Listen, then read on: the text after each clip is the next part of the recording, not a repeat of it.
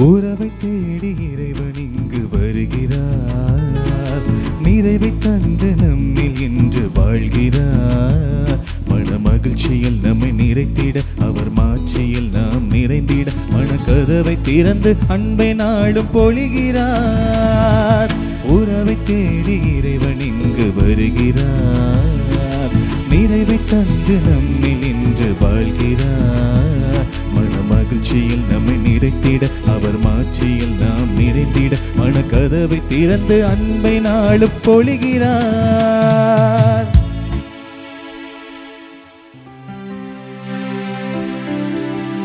தந்தை மகன் தூய ஆவியானவரின் பெயராலே ஆமென். நம் தந்தையாகிய கடவுளிடமிருந்தும் ஆண்டவராகிய இயேசு கிறிஸ்துவிடமிருந்தும் அருளும் அமைதியும் உங்களோடு என்றும் இருப்பதாக. உம் ஆன்மாவோடும் இருப்பதாக. ஆண்டவர் இயேசுவில் பிரியமான அன்பு உறவுகளே, கிறிஸ்துவின் நாமத்தில் உங்களை வாழ்த்தி அன்போடு இத்திருப்பலிக்கு வரவேற்கிறேன். நாம் எதை அன்பு செய்கிறோமோ அதுவாக மாறுகிறோம். நாம் யாரை அன்பு செய்கிறோமோ அவர் நாம் எப்படி மாறுகிறோம் என்பதை தீர்மானிக்கிறார் என்கின்ற அற்புதமான பொன்மொழியை பொழிந்தவர் புனித கிளாரா அவர்கள். துன்பம் இல்லாத அன்பு என்பது உண்மையில் அன்பு என சொல்லப்படுவதற்கு தகுதியில்லை என மொழிந்த அவருடைய இந்த நாளிலே அவருடைய பரிந்துரை குரலோடு நாம் நம்முடைய தேவைகளை ஆண்டவருடைய பாதம் இத்திருப்பலியிலே சமர்ப்பிப்போம். இறைவன் தாமே பிறந்திருக்கிற இந்த புதிய வாரம் முழுமைக்கும் நம்மை கரம் பிடித்து வழி நடத்துவாராக. இந்த தூய மறைபொருளை நாம் தகுதியோடு ஒப்புக் கொடுக்க தடையாக இருக்கும் நம்முடைய பலவீனங்களை ஏற்றுக்கொள்வோம்.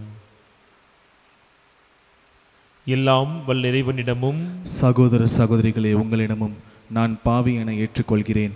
ஏனெனில் என் சிந்தனையாலும் சொல்லாலும் செயலாலும் கடமைகள் தவறியதாலும் பாவங்கள் பல செய்தேன். என் பாவமே என் பாவமே என் பெரும் பாவமே. ஆகையால் எப்போதும் கன்னியான புனித மரியாளையும் வானதூதர் புனிதர் அனைவரையும் சகோதர சகோதரிகளே உங்களையும் நம் இறைவனாகிய ஆண்டவரிடம் எனக்காக வேண்டிக் கொள்ள மன்றாடுகிறேன். எல்லாம் வல்ல இறைவன் நம் மீது இரக்கம் வைத்து நம் பாவங்களை எல்லாம் மன்னித்து நம்மை நிலை வாழ்வுக்கு அழைத்துச் செல்வாராக. ஆமென்.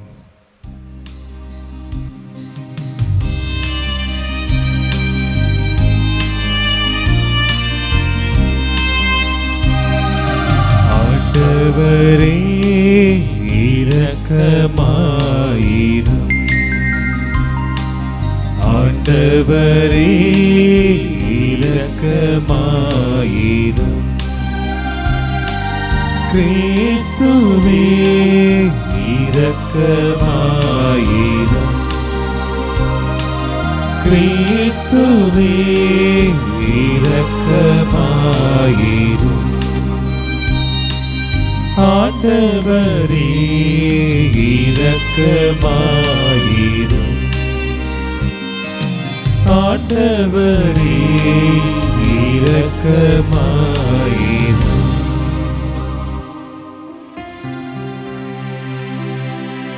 மன்றாடுவோமாக. இறைவா, உமது இரக்கத்தால் புனித கிளாரா ஏழ்மையை நாட செய்தீரே. அவரது பரிந்துரையால் நாங்கள் ஏழையரின் உள்ளத்தோடு கிறிஸ்துவை பின்பற்றி விண்ணரசில் உம்மை நிறைவாக கண்டு மகிழ தகுதி பெறுவோமாக. எங்கள் ஆண்டவராகிய இயேசு கிறிஸ்து வழியாக உம்மை மன்றாடுகின்றோம். ஆமென். முதல் வாசகம். அந்நியருக்கு அன்பு காட்டுங்கள், ஏனெனில் எகிப்தில் நீங்களும் அந்நியராய் இருந்தீர்கள். இணைச்சட்ட நூலிலிருந்து வாசகம். அதிகாரம் 10, இறை வார்த்தைகள் 12 முதல் 22 முடிய. மோசே மக்களை நோக்கி கூறியது: இஸ்ரவேலரே, உங்கள் கடவுளாகிய ஆண்டவருக்கு அஞ்சி அவர் தம் அனைத்து வழிகளிலும் நடந்து அவர் மீது அன்பு கூர்ந்து உங்கள் முழு இதயத்தோடும் உங்கள் முழு உள்ளத்தோடும் அவருக்கு பணிபுரிந்து உங்களுக்கு எல்லாம் நலமாகும் பொருட்டு நான் இன்று கற்பிக்கின்ற அவர் தம் கட்டளைகளையும் நியமங்களையும் நீங்கள் கடைபிடிக்க வேண்டும் என்பதன்றி அவர் உங்களிடமிருந்து வேறு என்ன எதிர்பார்க்கின்றார்? விண்ணும் விண்ணின் வானங்களும் மண்ணும் அதில் உள்ள அனைத்தும் உங்கள் கடவுளாகிய ஆண்டவருக்கு உரியன. இருப்பினும் உங்கள் மூதாதையர் மீது பற்று வைத்து அன்பு கூர்ந்தார். அவர்களுக்கு பின் அவர்களுடைய வழிமரபினராகிய உங்களை எல்லா மக்கள் இனங்களினின்றும் இந்நாளில் இருப்பது போல தெரிந்து கொண்டார். ஆகவே உங்கள் உள்ளத்தை விருத்த சேதனம் செய்யுங்கள், வழங்கா கழுத்தினராய் இராதீர்கள். ஏனெனில் உங்கள் கடவுளாகிய ஆண்டவரே தெய்வங்களுக்கெல்லாம் கடவுள், இறைவர்களுக்கெல்லாம் இறைவன். மாட்சியும் ஆற்றலும் உள்ள அஞ்சுதற்குரிய கடவுள் அவரே. அவர் ஓர வஞ்சனை செய்வதில்லை, கையூட்டு வாங்குவதும் இல்லை. அனாதைகளுக்கும் கைம்பெண்களுக்கும் நீதி வழங்குபவர் அவரே. அந்நியர் மேல் அன்பு கூர்ந்து அவர்களுக்கு உணவும் உடையும் கொடுப்பவர் அவரே. அந்நியருக்கு அன்பு காட்டுங்கள், ஏனெனில் எகிப்தில் நீங்களும் அந்நியராய் இருந்தீர்கள்.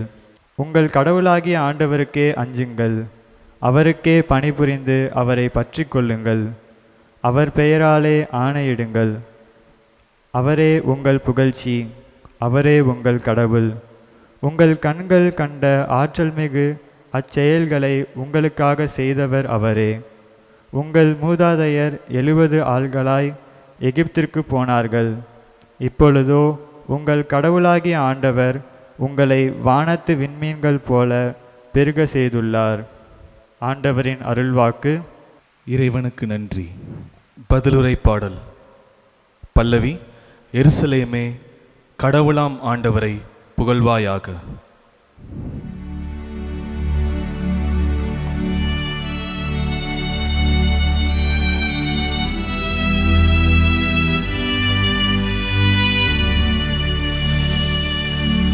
எருசலேமே, கடவுளாம் ஆண்டவரை புகழ்வாயாக. எருசலேமே, கடவுளாம் ஆண்டவரை புகழ்வாயாக. எருசலேமே, ஆண்டவரை போற்றுவாயாக. சீயோனே, உன் கடவுளை புகழ்வாயாக. அவர் உன் வாள்களின் தாள்களை வலுப்படுத்துகின்றார். உன்னிடமுள்ள உன் பிள்ளைகளை ஆசி வழங்குகின்றார். எருசலேமே, கடவுளாம் ஆண்டவரை புகழ்வாயாக. அவர் உன் எல்லைப்புறங்களில் அமைதி நிலவ செய்கின்றார்.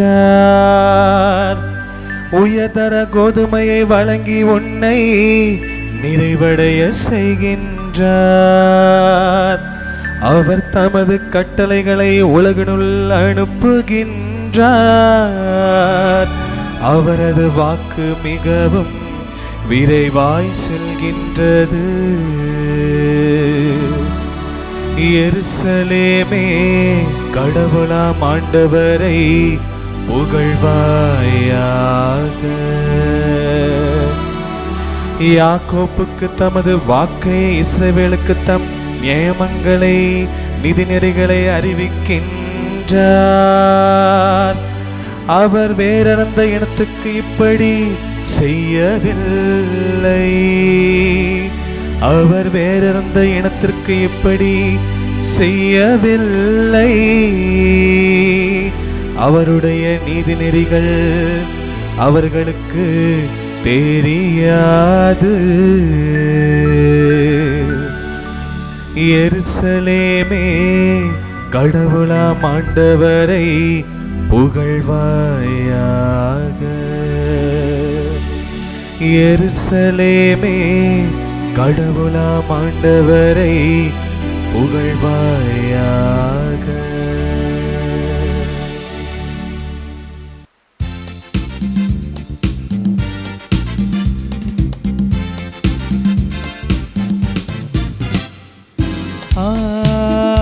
அல்லேலூயா, அல்லேலூயா, அல்லேலூயா, அல்லேலூயா,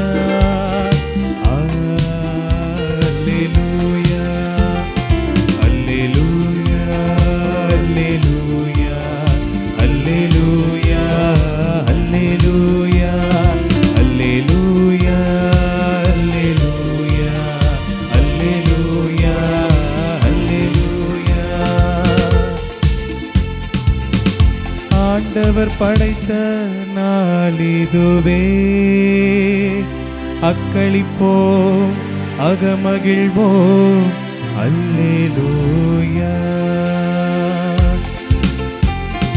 அல்லேலூயா, அல்லேலூயா, அல்லேலூயா, அல்லேலூயா.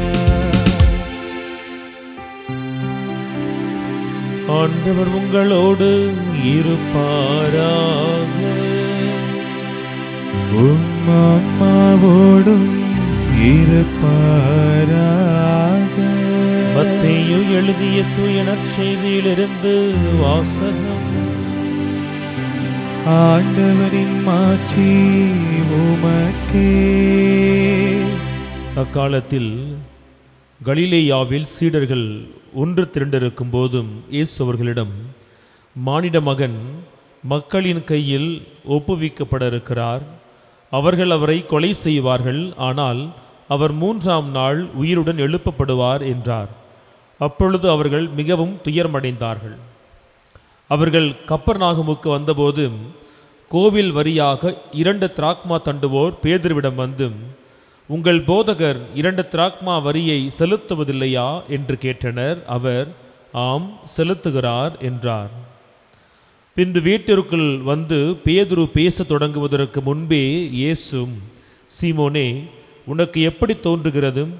இவ்வுலக அரசர்கள் சுங்க வரியையோ தலை வரியையோ யாரிடமிருந்து பெறுகிறார்கள்? தங்களுடைய மக்களிடமிருந்தா மற்றவரிடமிருந்தா என்று கேட்டார். மற்றவரிடமிருந்துதான் என்று பேதுரு பதிலளித்தார். இயேசுவரிடம், அப்படியானால் குடிமக்கள் இதற்கு கட்டுப்பட்டவர் அல்ல. ஆயினும் நாம் அவர்களுக்கு தடையாய் இருக்கக்கூடாது.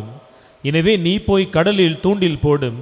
முதலில் அகப்படும் மீனை எடுத்து அதன் வாயை திறந்து பார்த்தால் ஸ்தாத்தேர் நாணயத்தை காண்பாய். அதை எடுத்து உன் சார்பாகவும் என் சார்பாகவும் அவர்களிடம் செலுத்து என்றார். ஆண்டவரின் அருள்வாக்கு. கிறிஸ்துவே உமக்கு புகழ். ஆண்டவர் இயேசுவில் பிரியமான உறவுகளே, இன்றைக்கு நாளில் மிகவும் பயனுள்ள ஒரு வார்த்தையை, அழைப்பை கடவுள் கொடுக்கிறார். நற்செய்தியில் இயேசு கிறிஸ்து தன்னுடைய சீடர்களை பார்த்து கேட்பார், என்னோடு விழித்திருந்து ஜெபிப்பதற்கு உங்களுக்கு வலுவில்லையான்னு சொல்லி. அந்த ஒரு இடத்தில்தான் இயேசு தனக்கென சொல்லி தன் சீடர்களிடத்திலே அவர் ஒன்றை வேண்டுவார். அதே துணியில்தான் இன்றைய முதல் வாசகத்திலே தான் தேர்ந்தெடுத்த மக்களிடத்தில் கடவுள் ஒன்றை எதிர்பார்க்கிறார். இறை வார்த்தை எவ்வளவு அர்த்தமுள்ளதாக இருக்கிறது பாருங்களேன். உன் கடவுளாகிய ஆண்டவருக்கு நீ அஞ்சி அவருடைய அனைத்து வழிகளிலும் நடந்து அவர் மீது நீ அன்பு செய்து உன் முழு இதயத்தோடும் உன் முழு உள்ளத்தோடும் அவருக்கு பணிபுரிந்து உங்களுக்கு எல்லாம் நலமாகும் பொருட்டு நான் என்று கற்பிக்கிற அவர் தம் கட்டளைகளையும் நியமங்களையும் நீ கடைபிடிக்க வேண்டும் என்பதன்றி அவர் உங்களிடமிருந்து வேறு என்ன எதிர்பார்க்கிறார்? இந்த ஒரு பத்தியில் ஒட்டுமொத்த கிறிஸ்தவ வாழ்வினுடைய அழைப்பின் சாரத்தையும் இணைச்சட்ட நூலாசிரியர் கொடுத்து விட்டார். ஆனால் இதையும் நாம் வடிகட்டுகிற பொழுது இன்னும் ஒரு ஆழமான ஒரு செய்தியை அங்கே வாசிக்கலாம். நீ உன் அந்நியனை அன்பு கூறு. உன் அந்நியனை அன்பு செய். அன்பர்களே, கடவுளை அன்பு செய்வது ஒரு விதத்தில் எளிது. நம்மை நாம் அன்பு செய்வது கூட எளிது. ஆனால் அந்நியனை அன்பு செய் என சொல்லுகிற பொழுது இங்கு யார் என் அந்நியன், யார் என் அயலான் என தீர்மானிப்பதில் மிகப்பெரிய சிக்கல் இருக்கிறது. அந்த அந்நியன் எனக்கு பிடித்தவனாய் என் உறவுக்காரனாய் இருக்கிற பொழுது அவனை அன்பு செய்வதில் எனக்கு தடையில்லை. ஆனால் அவன் என்னை சாராதவனாய் இருக்கிற பொழுது அவன் என் அன்பிற்கு உரியவனாய் இல்லை என்கின்ற வாழ்க்கை முறை இன்னைக்கு இருக்கிறதே. இந்த நாளில் கடவுள் சொல்லுகிறார், நீ அந்நியனை அன்பு செய்ய வேண்டும் என சொல்லி. ஆம் அன்பர்களே, ஏறக்குறைய 2025 ஆண்டுகளாய் நடைபோடுகிற இந்த கிறிஸ்தவம் இன்னும் இந்த மண்ணில் அந்நியனை காண்கிறது என சொன்னால், அந்நியன் அங்கே இருக்கிறான் என சொன்னால், கிறிஸ்தவம் தன் நோக்கத்தை முழுமையாய் பூர்த்தி செய்யவில்லை என்பதுதான் அர்த்தம். கடவுள் கொடுக்கிற கட்டளைகளை வழிபாட்டு அளவில் வாழ்வதற்கு தயாராக இருக்கிற நீங்களும் நானும் வாழ்க்கை என வருகிற பொழுது அவருடைய கட்டளைகளை சற்று தள்ளி வைக்கிறோம் என்பதுதான் மறுக்கப்பட முடியாத உண்மை. மற்றவன் எனக்கு தேவை. ஏன்? நான் என்னை உயர்த்தி கொள்வதற்கு, நான் பெருமை பாராட்டுவதற்கு, நான் அவனிலும் எல்லா நிலைகளிலும் மேம்பட்டு இருக்கிறேன் என்று சொல்வதற்கு எனக்கு அந்நியன் இன்று தேவைப்படுகிறான். ஆனால் அவனுக்கு பணிவிடை புரிவதற்கும், அவனை அன்பு செய்வதற்கும், அவனிடத்தில் தோற்று போவதற்கும், அவனுக்கு விட்டு கொடுப்பதற்கும் அந்நியன் இன்று நமக்கு தேவைப்படுவதே இல்லை. கடவுள் கொடுக்கிற கட்டளை, நீ உன் அந்நியனை அன்பு செய். இந்த கட்டளைக்கு முன்னால் நம்மை தாழ்த்த முடிகிறதா எண்ணி பாருங்கள். இங்கிலாந்து தேசத்திலே ஒரு மிகப்பெரிய விழா. அந்த விழாவிற்கு இந்தியாவினுடைய காந்தியடிகள் அவர்தான் சிறப்பு விருந்தாளியாய் அழைக்கப்படுகிறார். ஏறக்குறைய 700 பேருக்கு அங்கே விருந்து ஏற்பாடு செய்யப்படுகிறது. காந்தியை அழைத்திருந்தவர்கள் நேரத்திற்கு வந்து அவரை வரவேற்க முடியவில்லை. வந்த காந்தி நேராக என்ன செய்கிறார்? சமையல் அறைக்குள் செல்லுகிறார். அங்கே பார்க்கிறார், சமையல் வேலை நடந்துகிட்டு இருக்கு. வந்து நிற்பது காந்தி என தெரியாமல் அங்கே சமையல் செய்தவர் என்ன செய்கிறார்? அவரையும் ஒரு தொழிலாளியாய் கருதி, நீ காய்கறிகளை நறுக்கு, பாத்திரத்தை விளக்குன்னு சொன்னப்ப ஒரு நொடி பொழுது கூட யோசிக்காமல் தேசப்பிதா எனப்படுகிற காந்தி என்ன செய்கிறார்? அவர் காய்கறிகளை எல்லாம் நறுக்கி கொடுத்து பாத்திரத்தை எல்லாம் கழுவுகிறார். அவரை சிறப்பு விருந்தினராய் அழைத்திருந்த வாவேசு ஐயர் உள்ளே வருகிறார். அதை கண்டவுடன் கலங்கி போகிறார். நீங்களா இதை செய்வது? அப்பொழுது காந்தி சொன்ன வார்த்தை, இந்த பணியை செய்வதில் நான் ஒன்றும் குறைந்து போகவில்லை, நான் மகிழ்வோடு செய்கிறேன். ஒருவேளை காந்தி நினைத்திருந்தால் தன்னை வேலைக்கு பணித்த மனிதனிடத்திலே நான் யார் என்னை தெரியுமா என சொல்லி அவனிடத்தில் கோபம் கொண்டிருக்க முடியும். வாவேசு ஐயரிடத்திலே சொல்லி அவனை வேலையை விட்டு தூக்கி எறிந்திருக்க முடியும். ஆனால் என்ன செய்கிறார்? அந்த இடத்திலே காந்தியடிகள் தன்னை தாழ்த்தி கொள்வதில், இன்னொரு மனிதனுக்கு முன்னால் தன்னை தாழ்த்தி கொள்வதில் நான் ஒன்றும் குறைந்து போவதில்லை என சொல்லி அவர் தாழ்த்துகிறார். இன்று அவர் செய்த செயல், அவர் மறைந்தாலும் அவர் செயல் மறையாமல் நமக்கு முன் ஒரு பாடமாய் இருக்கிறது.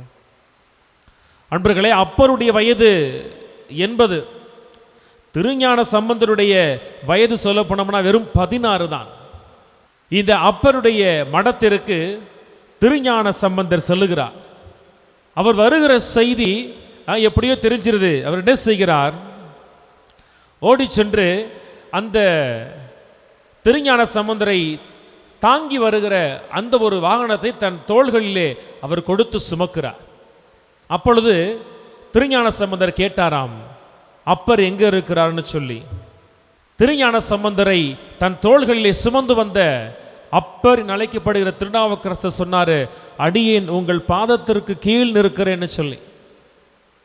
உடனே இந்த வாகனத்தை கீழே இறக்கி வச்சு இருவரும் மாறி மாறி கால்களில் விழுகிறார்கள். 16 வயது நிரம்பிய திருஞான சம்பந்தர் 80 வயது நிரம்பிய அப்பர் கால்களில் விழுவது ஆச்சரியமில்லை. 80 வயது நிரம்பிய அவர் வெறும் 16 வயது நிரம்பிய திருநாவுக்கரசனுடைய கால்களில் விழுகிறார். மாறி மாறி விழுவுறாங்க. நீரா என் கால்களில் விழுவதுன்னு சொன்ன பொழுது அப்பர் சொன்ன வார்த்தை, நீ வயதில் சிறியவன் என்றாலும் நீ உமையம்மாளிடம் ஞானப்பால் இருந்தியவனாச்சே அப்படின்னு சொல்லி தன்னை அவர் தாழ்த்துவதில் அங்கே குறைந்து போகவில்லை. அவர் திருஞான சம்பந்தர் வயதை அல்ல, அவர் நிலையை மதித்து அன்பு செய்தார். ஆகவேதான் அவருக்கு முன்னால் தன் வயதை கடந்து அவரை தன் தோளில் சுமப்பதற்கும் காலில் விழுவதற்கும் அப்பருக்கு அங்கே கௌரவ குறைச்சலே கிடையாது. அன்பு உறவுகளே, இது போன்ற நிகழ்வுகள் நமக்கு சொல்ல செய்தி என்ன தெரியுமா? நாம் நினைத்தால் கடவுள் கொடுக்கிற அழைப்பாகிய அந்த அந்நியனை அன்பு செய்வதை எல்லா தடங்களையும் கடந்து அன்பு செய்ய முடியும். ஆனால் நாம் தோற்றுக்கொண்டே இருக்கிறோம். இந்த தோல்வி உங்களுடைய என்னுடைய தோல்வி அல்ல. நமக்கு முன்னால் பாடுகளை பட்டிருக்கிறாரே இந்த இயேசுவினுடைய தோல்வியாகத்தான் நான் பார்க்கிறேன். அவரை ஒவ்வொரு முறையும் நாம் தோற்கடிக்கிறோம். அன்பர்களே, அவரை வெறுத்தவர்களை, வேண்டாம் என சொன்னவர்களை, உதறி தள்ளியவர்களை, புறங்கூறியவர்களை, பேய் பிடித்தவன் என சொன்னவர்களை, சிலுவையில் அறைந்தவர்களை அந்நியனாய் இருந்த பொழுது கூட அவர் அன்பு செய்தார். அந்த அன்புதான் பாவச்சுமையை அவர்கள் சுமக்காதபடி பாவத்தின் தண்டனையான நோயிலிருந்தும், ஒரு பாவமும் அறியாத அவரை சிலுவையில் அறைந்தார்களே அந்த தண்டனையிலிருந்தும் அவர்கள் விடுவிக்கப்படும்படியாக தன் தந்தையிடத்திலே அவர்களுக்காய் பரிந்து பேச செய்தது. அவரை நம்முடைய மீட்பராய், நம்முடைய பாதுகாவலராய் ஒவ்வொரு ஆலயத்திலும் இல்லத்திலும் அரங்கேற்றம் செய்து வைத்திருக்கிற நாம் அந்நியனை அன்பு செய் என பணிக்கப்படுகிற பொழுது அந்த இடத்தில் தள்ளி நிற்கிறோம், தயங்கி நிற்கிறோம். என் குடும்பத்தவனை அன்பு செய்வதில் பிரச்சனை அல்ல, என் உறவுக்காரனை அன்பு செய்வதில் பிரச்சனை அல்ல. ஆனால் அந்நியனை எப்படி நான் அன்பு செய்ய முடியும்? இங்கே பிரச்சனை எங்கே வருது? அவனை இன்னும் அந்நியனாய் காண்பதுதான் மிகப்பெரிய பிரச்சனை. கிறிஸ்தவம் சொல்லுகிற அடிப்படையான செய்தி என்பதே உங்களிடத்தில் வேறுபாடுகள், பாகுபாடுகள் இருக்கக்கூடாது என்பதுதான். ஆனால் 2000 ஆண்டுகளை கடந்தும் இன்னும் நம்முடைய ஆலய வளாகத்திற்கு வெளியில் அல்ல, ஆலய வளாகத்திற்குள்ளும் ஆலயத்திலும் நமக்கு அந்நியர்களாய் சிலர் இருக்கிறார்கள்னு சொன்னால் நம்முடைய கிறிஸ்தவ படிப்பினையும் கிறிஸ்தவ வாழ்வுமே அது நீர்த்து போய்விட்டதாய் தான் நாம் எடுத்துக்கொள்ள வேண்டும். நம்முடைய போதனைகள், மறையுரைகள், விழாக்கள், திருவிழாக்கள், தியானங்கள், அத்தனை உருவாக்க பயிற்சிகள் அந்நியன் ஆலயத்திற்குள் இல்லாதோர் வாழ்க்கை சூழலை உருவாக்கி வைத்திருக்க வேண்டும். ஆயினும் நம்முடைய பார்வையில், நம்முடைய பழக்கத்தில், நம்முடைய புரிதலில், நம்முடைய நட்பில், நம்முடைய தெரிதலில் இன்னும் பலரை நம்முடைய உறவாய், அதிகமானவரை நம்முடைய அந்நியனாய் நாம் தள்ளி வைக்கிற சூழல் இருக்கிறதே. அப்படி ஒரு வாழ்க்கை சூழல் இருக்கிற வரை இந்த இறைவார்த்தை பொருள் கொடுத்து கொண்டே இருக்கும். அந்நியனை அன்பு செய், அன்பு செய் என்பதுதான். அந்நியன் இல்லாத ஒரு வாழ்க்கை சூழலை நாம் எந்த இடத்தில் உருவாக்குகிறோமோ அதுதான் உண்மையில் ஆண்டவன் உரைகிற இல்லமாய், இடமாய் இருக்க முடியும். நம்முடைய அன்பிய கூட்டங்கள் நடத்துகிறோமே, நானும் என் பங்கில் அன்பிய கூட்டத்துக்கு போவேன். அன்பியம் வேணும் ஃபாதர்னு சொல்லுவாங்க. இந்த வீட்டில் அன்பியம் வச்சா பக்கத்து வீடு வராது, அடுத்த மாதம் அந்த வீட்டில் வச்சா இந்த வீடு வராது. அன்பியங்கள் தோர்த்து போயிருச்சு இல்லையா? ஆலயங்களுக்கு வருவோம், ஆலயங்களில் சேர்ந்து திருவிழா கொண்டாடுவோம். இந்த தெருவுக்கு போகிறப்ப அவன் வர மாட்டான், அந்த தெருவுக்கு போகிற இவன் வர மாட்டான். தோற்று போயிட்டோம் பார்த்தீங்களா கிறிஸ்தவத்தில்? இப்படி ஒவ்வொரு நிலையிலும் அன்பர்களே அந்நியர்களை நாம் உருவாக்கி கொண்டே இருக்கிறோம். கடவுள் சொல்லுகிற செய்தி, நீ அவனை அன்பு செய்து பார், அவன் உனக்கு அந்நியனாய் இருக்க மாட்டான். அதை தான் அவர் எகிப்து வாழ்க்கையோடு ஒப்பிட்டு சொல்லுகிறார். நீ யார்? நீ வேறெருந்த மரத்தை போல இருந்தாய், நீ அந்நியனைப் போல இருந்தாய். நான் உன்னை அன்பு செய்தேன், என் அன்பு உன்னை அந்நியனாய் அல்ல என் உரிமை பிள்ளையாய் மாற்றியது. ஆக எப்போது நாம் அந்நியனை அன்பு செய்ய துவங்குகிறோமோ அவனுடைய அந்நியன் என்கின்ற முகவரியே அது அழிந்து போகும், அவன் நம்முடையவனாய் மாறிப்போவான். இந்த முதல் வாசகமும் இறைவார்த்தையும் கொடுக்கிற அழைப்பை இன்றைய மனதிற்குள் தாங்குவோம்.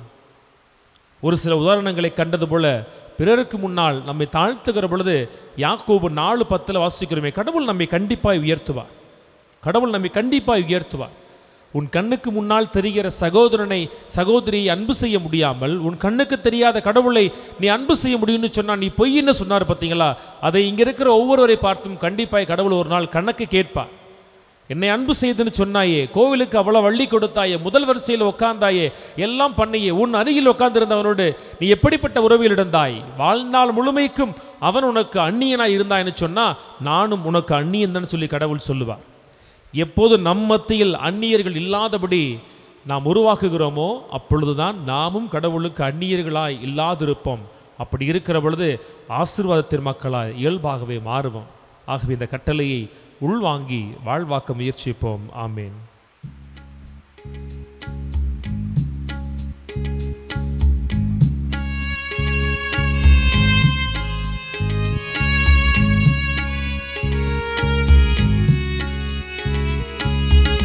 படைத்தவன் நீ அன்றோ, உன் படைப்பின் வியப்பும் நான் அன்றோ. படைத்தவன் நீ அன்றோ, உன் படைப்பின் வியப்பும் நான் அன்றோ. கொடுப்பவன் நீ அன்றோ, கொடுப்பவன் நீ அன்றோ. உள்ளதெல்லாம் தருவேனோ, தருவேன் நான் தருவேன், தருவேன் நான் தருவேன். பலிபீடம் தேடி வருகின்றேன், திருப்பாதம் வணங்கி தருகின்றேன். பலிபீடம் தேடி வருகின்றேன், திருப்பாதம் வணங்கி தருகின்றேன். சுகம் தினம் தரும் அருள் ஒளி பெற, சுகம் தினம் தரும் அருள் ஒளி பெற. உள்ளதெல்லாம் தருவேனோ, தருவேன் நான் தருவேன், தருவேன் நான் தருவேன். அன்பு உறவுகளே, உங்களுடையதும் என்னுடையதுமான இப்பலி எல்லாம் உள்ள வானக தந்தைக்கு ஏற்றதாகும்படி மன்றாடுங்கள். ஆண்டவர் தமது பேரின் புகழ்ச்சிக்காகவும் மாட்சிக்காகவும் தமது நன்மைக்காகவும் புனித திரு அவையின் அனைத்து நலனுக்காகவும் உமது கையிலிருந்து இப்பலியை ஏற்றுக்கொள்வாராக. ஆண்டவரே, உமது திரு அவையின் காணிக்கைகளை மகிழ்வுடன் ஏற்றருளும். இரக்கத்தால் நீர் எங்களுக்கு அளித்த இக்காணிக்கைகள் உமது ஆற்றலால் எங்கள் மீட்பின் மறை நிகழ்வாக மாறச் செய்வீராக. எங்கள் ஆண்டவராகிய இயேசு கிறிஸ்து வழியாக உம்மை மன்றாடுகிறோம். ஆமென். ஆண்டவர் உங்களோடு இருப்பாராக, உம் ஆன்மாவோடும் இருப்பாராக. இதயங்களை மேலே எழுப்புங்கள். ஆண்டவரிடம் எழுப்பியுள்ளோம், நம் இறைவனாகிய ஆண்டவருக்கு நன்றி கூறுவோம். அது தகுதியும் நீதியுமானதே. ஆண்டவரே, தூயவரே, என்றென்றும் வாழ்பவரே, எங்கள் மீட்பராம் இயேசு கிறிஸ்து வழியாக நாங்கள் உமக்கு நன்றி பலி செலுத்துவது மெய்யாகவே தகுதியும் நீதியுமாகும், எங்கள் கடமையும் மீட்புக்குரிய செயலுமாகும். ஏனெனில் விண்ணரசுக்காக கிறிஸ்துவுக்கு தங்களையே அர்ப்பணித்த புனிதர்களில் உமது வியத்தகு பராமரிப்பை கொண்டாடுவதும், புனித கிளாராவின் நினைவு நாளை கொண்டாடுகின்ற இந்த நாளில் உம்மை போற்றி புகழ்வதும் தகுமே. உமது இந்த பராமரிப்பினால் நீர் மனிதரை தொடக்கத்தில் இருந்த புனித நிலைக்கு மீண்டும் அழைத்துச் செல்கின்றீர். புத்துலகில் கிடைக்க இருக்கும் அருள் கொடைகளை இவ்வுலகிலேயே பெற்று அனுபவிக்க அவர்களை வழிநடத்துகிறீர். ஆகவே புனிதர் வானத்துதரோடு சேர்ந்து நாங்களும் உமது புகழை ஆர்ப்பரித்து பாடுவதாவது: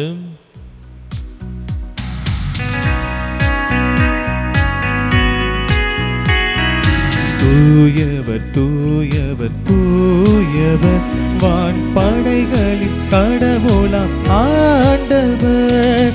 விண்ணகமும் மண்ணகமும் உமது மாட்சியால் நிறைந்துள்ளன.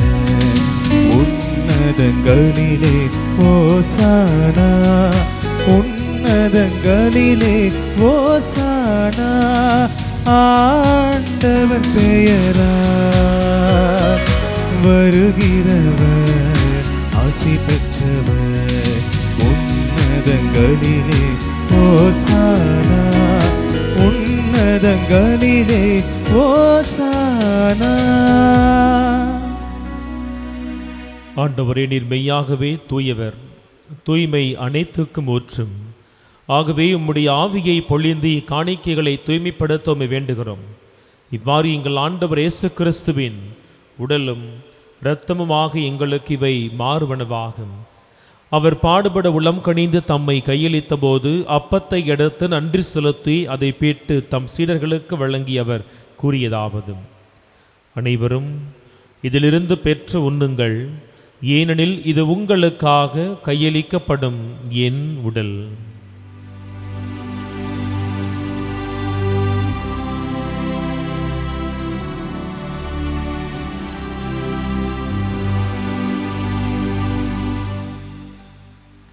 அவ்வண்ணமே இரவு விருந்தை அருந்திய பின் கிண்ணத்தையும் எடுத்து மீண்டும் உமக்கு நன்றி கூறி தம் சீடர்களுக்கு வழங்கி அவர் கூறியதாவது: அனைவரும் இதிலிருந்து பெற்று பருகுங்கள், ஏனெனில் இது புதிய நிலையான உடன்படிக்கைக்கு உரிய என் இரத்தத்தின் கிண்ணம். இது பாவ மன்னிப்புக்கென்று உங்களுக்காகவும் பலருக்காகவும் சிந்தப்படும். இதை என் நினைவாக செய்யுங்கள்.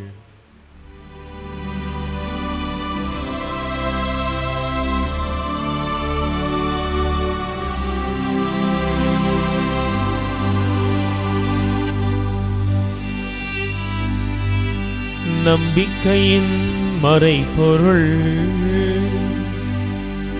ஆண்டவரே, நீர் வருமளவும் உமது இறப்பினை அறிக்கையிடுகின்றோம், உமது உயிர்ப்பினையும் எடுத்துரைக்கின்றோம். ஆகவே ஆண்டவரே, நாங்கள் கிறிஸ்துவின் பாஸ்காவின் நினைவு கூர்ந்தும் அப்பத்தையும் கிண்ணத்தையும் திருப்பாதம் ஒப்பு கொடுத்து எங்களை திருமுன் நின்று ஊழியம் புரிய அழைத்ததற்காய் நன்றி செலுத்துகிறோம். கிறிஸ்துவின் உடலிலும் இரத்தத்திலும் பங்கு கொள்ளும் எங்களை தூய ஆவியானவர் ஒன்று சேர்த்தருள்வாராக. ஆண்டவரே, எங்கள் திருத்தந்தை சிங்கராயர், எங்கள் ஆயர் ஆரோக்கியராஜ், இனி ஆயர்கள், குருக்கள், துறவேறு நிறைவாய் ஆசிர்வதியும். உயிர்த்தலும் எதிர்நோக்குடன் துயில் கொள்ளும் எங்கள் சகோதர சகோதரிகளையும் இறந்தோர் அனைவரையும் இரக்கத்தோடு நினைவு கூர்ந்தும் உடைய திருமுக ஒளியினுள் ஏற்றருளும். எங்கள் அனைவர் மீதும் இரக்கமாயிரும். கடவுளின் கன்னித்தாயான புனித மரியா, அவருடைய கணவரான புனித யோசேப்பு, புனித திருத்தூதர்கள், புனித கிளாராம், மேலுமாய் இவ்வுலகில் உமக்கு உகந்தோராய் வாழ்ந்த எல்லா புனிதரோடும் நாங்கள் நிலை வாழ்வின் மக்களாய் மாறி உம் திருமகனும் எங்கள் மீட்பருமான இயேசு கிறிஸ்து வழியாக உம்மை புகழ்ந்திரும் வரம் அருள இறைஞ்சி வென்றாடுகிறோம்.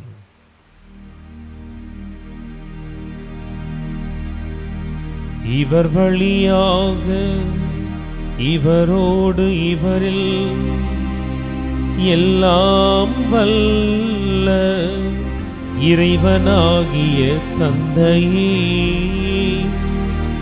தூய ஆவியாரின் ஒன்றிப்பில் எல்லா புகழும் மாட்சியும் என்றென்றும் உமக்கு உரியதே.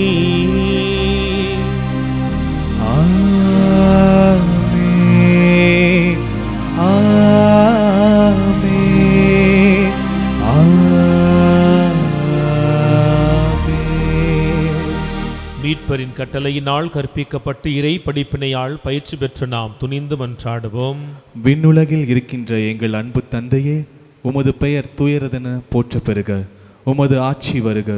உமது திருவுளம் விண்ணுலகில் நிறைவேறுவது போல மண்ணுலகிலும் நிறைவேறுக. எங்கள் அன்றாட உணவை இன்று எங்களுக்கு தாரும். எங்களுக்கு எதிராக குற்றம் செய்வோரை நாங்கள் மன்னிப்பது போல எங்கள் குற்றங்களை மன்னியும். எங்களை சோதனைக்கு உட்படுத்தாதேயும், தீமையிலிருந்து எங்களை விடுவித்தருளும். ஆண்டவரே, உலகம் தர முடியாத அமைதியை எங்களுக்கு வழங்குபவரே, உம்மீதானே எங்கள் எளிய நம்பிக்கை ஆண்டவரை புடமிட்டு பார்த்து நீடுதாமே உலகம் தர முடியாத உம்முடைய அமைதி எங்களுக்குள்ளும் எங்கள் குடும்பத்திலும் எங்கள் பங்கு சமூகத்திலும் நிலையாய் நிறைவாய் குடிகொள்ளச் செய்வீராக. என்றென்றும் வாழ்ந்து ஆட்சி செய்கின்றவர் நீரே. ஆமென். நம் ஆண்டவர் இயேசு கிறிஸ்துவினுடைய அமைதி உங்கள் அனைவரோடும் இருப்பதாக, உன் ஆன்மாவோடும் இருப்பதாக. ஒருவருக்கொருவர் அமைதியை பகிர்ந்து கொள்வோம்.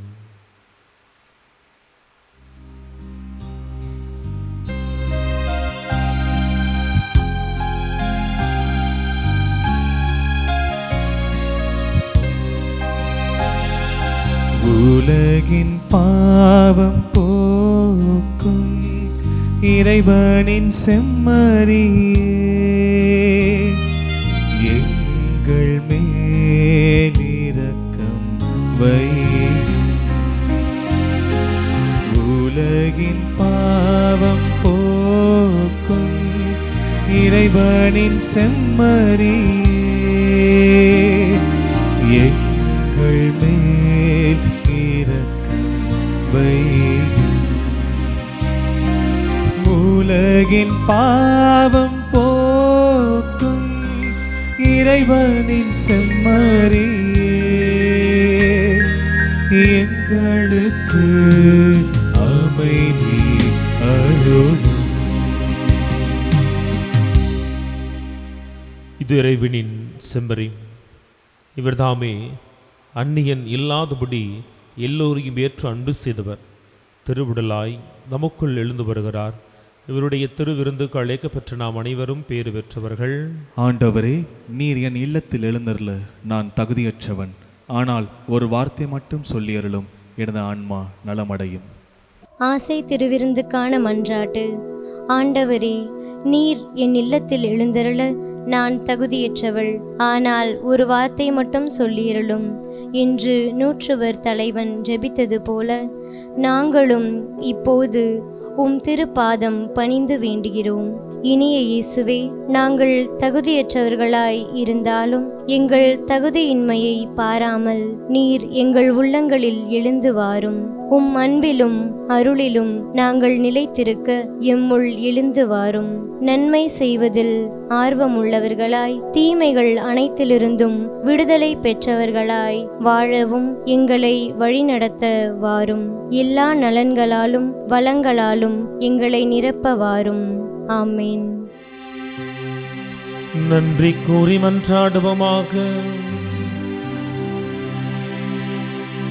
ஆண்டவரே, நாங்கள் உட்கொண்ட இத்திருவுணவு எங்களை உம்மோடு ஒன்றிக்க செய்து எங்களுக்கு மீட்பு வழங்குவதாக. அது எங்களை உமது உண்மையின் ஒளியில் எந்நாளும் உறுதிப்படுத்தி உம்முடைய ஆசீரின் பிள்ளைகளாய் எங்களை மாற்றுவதாக. எங்கள் ஆண்டவராகிய இயேசு கிறிஸ்து வழியாக உம்மை மன்றாடுகின்றோம்.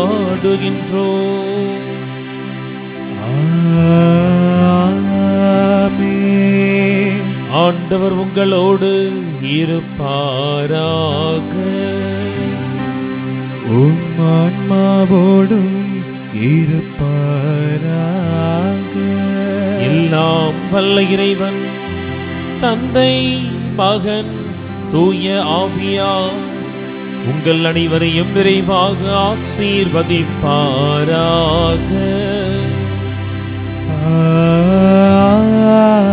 ஆமென். சென்று வாருங்கள், திருப்பலி நிறைவேறிற்று. இறைவனுக்கு நன்றி.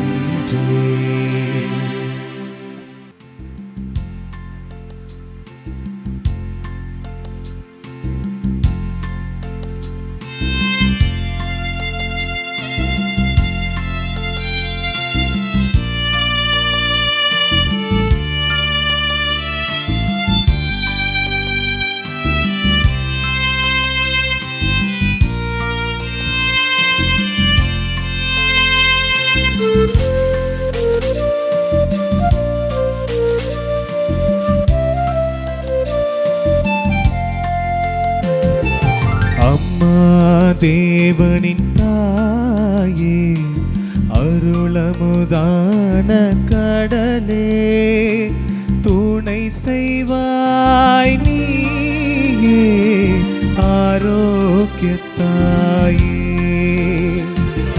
துணை செய்வாய் நீயே, ஆரோக்கியத்தாயே.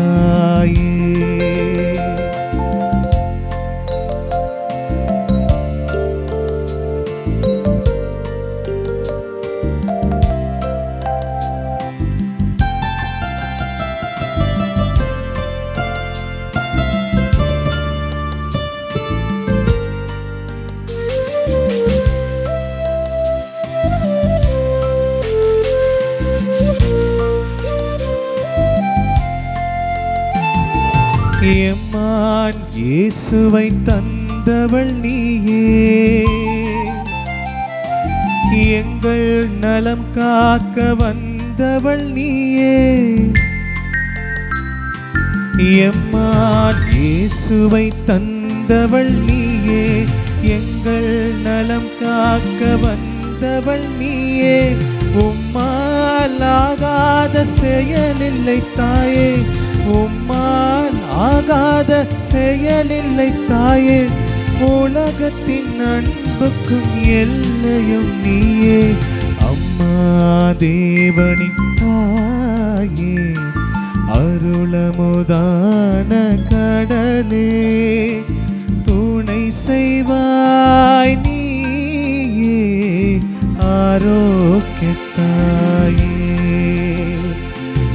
துணை செய்வாய் நீயே ஆரோக்கியத்தாயே ஆரோக்கியத்தாயே.